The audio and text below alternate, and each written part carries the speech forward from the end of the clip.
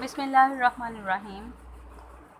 Class 10th पाक studies page number 29। आज हम पढ़ेंगे 29 से लेके पेज नंबर 34 तक 31 तक की रीडिंग है। साथ बुक एक्सरसाइज आपने खुद करनी है सॉल्व। मुशर्रफ के दौरे हुकूमत में निजकारी और सनतों का क़याम, privatisation and industrialisation during the Musharraf era. तो सबसे पहले इसमें भी आपने पहले शॉर्ट क्वेश्चन, ये इंपॉर्टेंट भी है, ठीक है।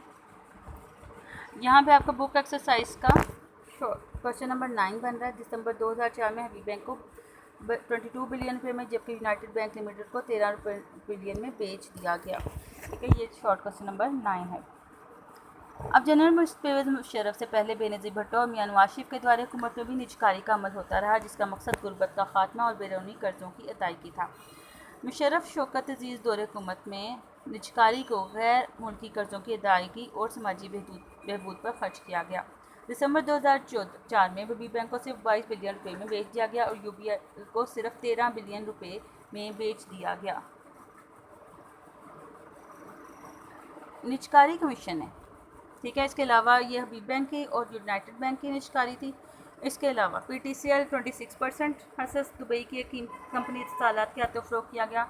मीरपुर मथीलों की पाक सऊदी फर्टिलाइज़र को 8 बिलियन की एवज़ फ़रोख्त किया गया। मुल्तान की पाक अरब फर्टिलाइज़र को 13 बिलियन रुपये में बेचा गया। सबसे बड़ी सरकारी फैक्ट्री पाक अमेरिकन फर्टिलाइज़र को सिर्फ 16 बिलियन रुपये में बेच दिया गया। और मुशर्रफ शौकत अजीज़ दौरे हुकूमत ने निजकारी से $2.5 बिलियन सिर्फ एक साल के अरसे में कमाए, ठीक है। निजकारी कमीशन के ज़रिए किन अदारों को फ़रोख्त किया गया, यहाँ पे आपने शॉर्ट क्वेश्चन में एक बनाना है।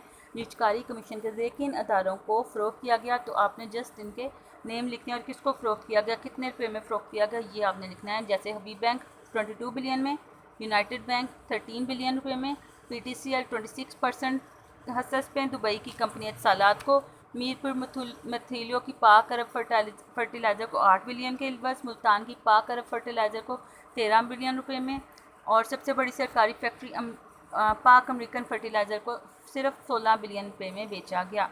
और $2 बिलियन जो है इन्होंने एक साल के अरसे में कमाए। नई सनतों का क़याम।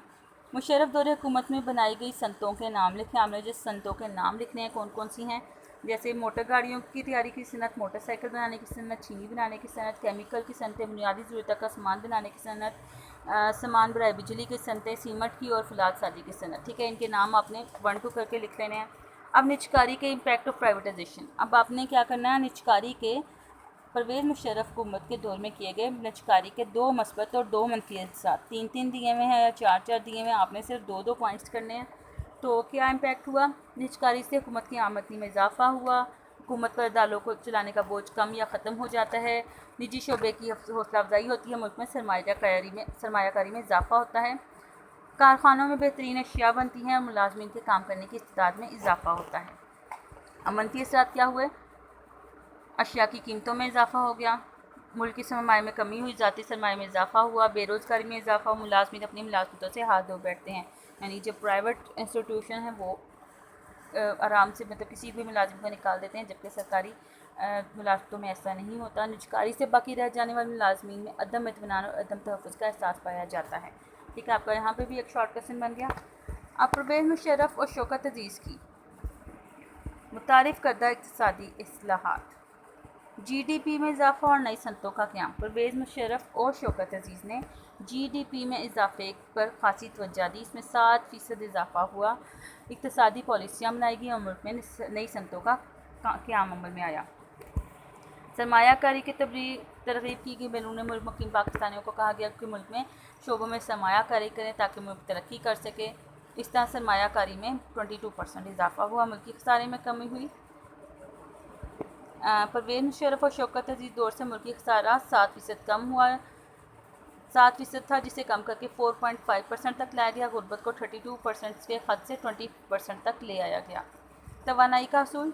बिजली की मुसलसल फ्राहमी के लिए तवानाई के असूल के लिए हाइडल पावर पैदावार, थर्मल प्लांट्स को गैस और कोयले के प्लांट्स में तब्दील करने का मंसूबा बनाया गया, ठीक है। ये इनके दौर के परवेज़ मुशर्रफ की इक़्तिसादी इस्लाहात थी, नेशनल रिफॉर्म्स, इकनॉमिक रिफॉर्म्स थी। इसके बाद आपकी बुक एक्सरसाइज आपने MCQs करने हैं, खुद से सॉल्व। शॉर्ट क्वेश्चन के आपके सबके निशान लग चुके हैं और लॉन्ग क्वेश्चन भी आपका हो गया और आज आपका ये चैप्टर कंप्लीट होता है।